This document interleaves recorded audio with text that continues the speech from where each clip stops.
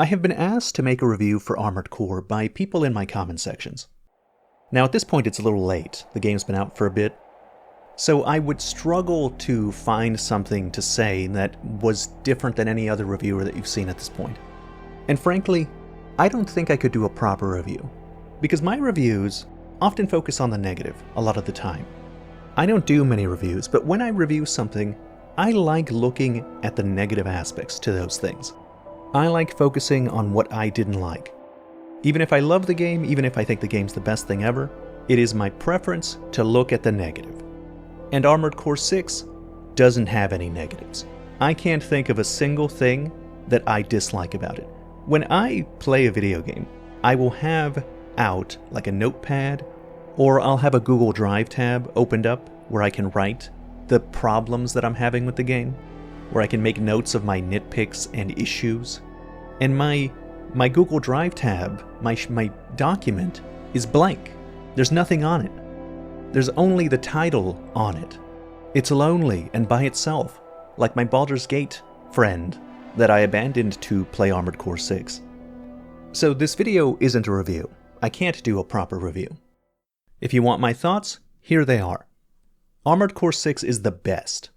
I think there is no game in the From Software catalog that is as immediately satisfying as Armored Core 6. The moment that you get your hands on the mech and move around, you have a revelation. It's like, oh, I get it now. I understand now. Looking at the trailers, I don't think I got it. I didn't really get what I was looking at. All the trailers and the previews and the descriptions did not prepare me for the rush of dopamine that you get when you start moving around. I'm not saying that Armored Core 6 is necessarily better than the other From Software games. We can talk about that at a later date, I think. But I do think that its moment-to-moment gameplay has the most raw fun. If you look at something like Elden Ring, for example, Elden Ring has a large amount of downtime. A huge amount of what makes Elden Ring pleasurable is just wandering around the world, level design, exploring. And even the most high-paced combat is still slow and methodical combat. It's Souls combat. That is not the case in Armored Core. It is all action all the time. And that action, I think, is more fun than what you find in the other Souls games. The one that comes closest, I think, is Sekiro, which is expected since the director of Fires of Rubicon is the same guy that was in charge of the combat for Sekiro. Now, you have to understand, I'm not saying that Armored Core's gameplay is more mechanically complex, or that it will be as satisfying for as long as, Souls gameplay or Sekiro. The game just came out, only time and experience will make that clear. What I am saying is, purely in fun, Armored Core gets to its peaks faster than the other From Software games. It is a very common experience that people will play a Souls game or will play Elden Ring, and they'll be put off by the difficulty or the controls or the complexity, whatever. Something will put them off, and they'll put it down, and they'll come back to it later. And it won't be until later that they enjoy it. Many people initially hate their first experience with Souls games. It's almost a trope at this point. I did it. A lot of content creators who I know have that same experience. You play it, you get your butt kicked, initially you don't like it, you come back to it later with the seed in your mind, and then at some point it clicks. For Armored Core, that click happens right away, immediate. And one of the things I like the most about Armored Core is how hard it is. It's very difficult. And it reminds me a lot of the situation that the community was in when Sekiro was released. When Sekiro came out, it was the most different to the From Software formula that they had been following since Demon's Souls. Personally, I don't even consider it a Souls game. And many veterans of Souls flocked to Sekiro and got absolutely destroyed for weeks. It was very different to Souls games. The pacing of the combat was different. The tools available to you were much more limited. And you didn't have many ways out of a difficult situation or a difficult boss. You couldn't level up, you couldn't pick a different weapon more suited to the fight. Your only option was to get good. And people really struggled with that initially. Now Armored Core is very different to Sekiro, but I am seeing many of the same issues arise here.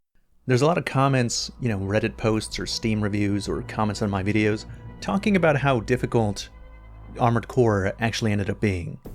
I see people that are Souls veterans or veterans to Armored Core, both getting pretty filtered, especially by Balteus.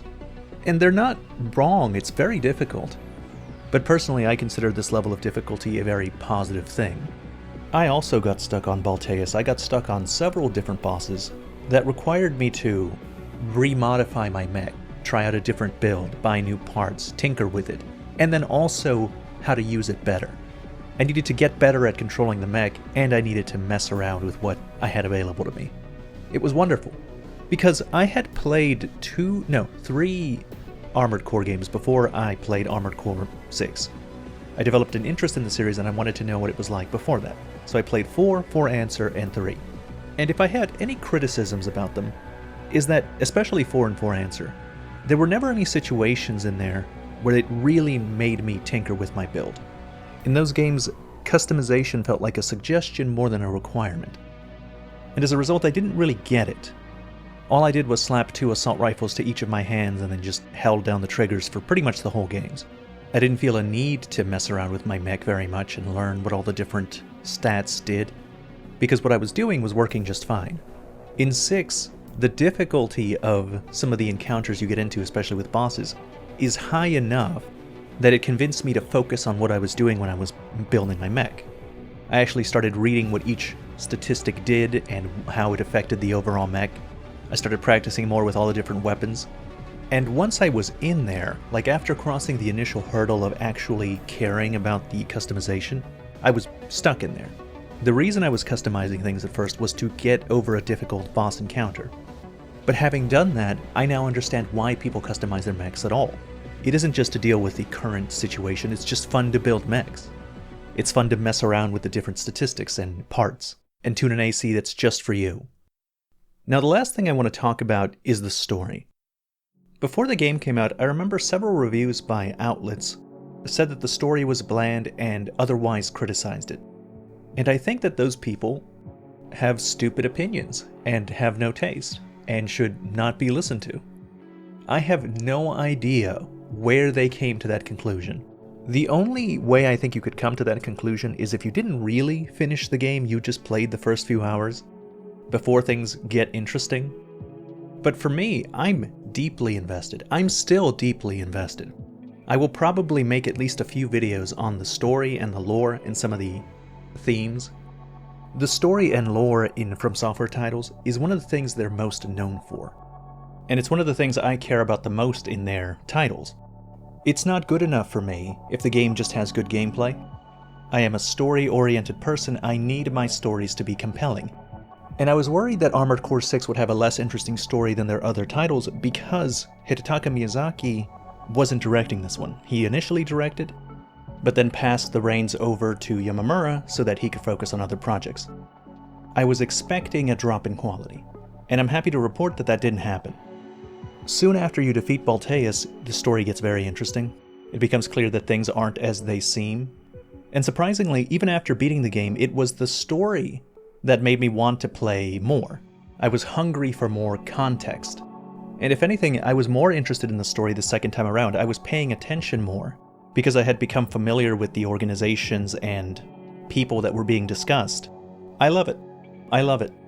It's my favorite game in a year that has had a lot of excellent titles. And maybe more importantly, it serves as proof that From Software can do no wrong.